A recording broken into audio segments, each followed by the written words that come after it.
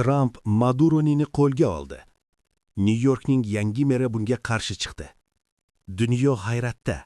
AQSh prezidenti Donald Trump Venesuela prezidenti Nikolas Maduroning Absolute Resolve qat'iy qaror operatsiyasi natijasida qo'lga olinganini va u sud qilinishi uchun Nyu-Yorkka olib kelinayotganini e'lon qildi. Biroq Nyu-Yorkning yangi saylangan musulmon meri Zohron Mamdani ushbu operatsiyani keskin qoralab chiqdi.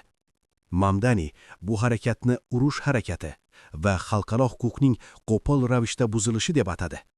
Merning so'zlariga ko'ra, bunday rejimni o'zgartirish harakatlari Nyu-Yorkda yashayotgan 10 minglab venesuelaliklar xavfsizligiga tahdid soladi.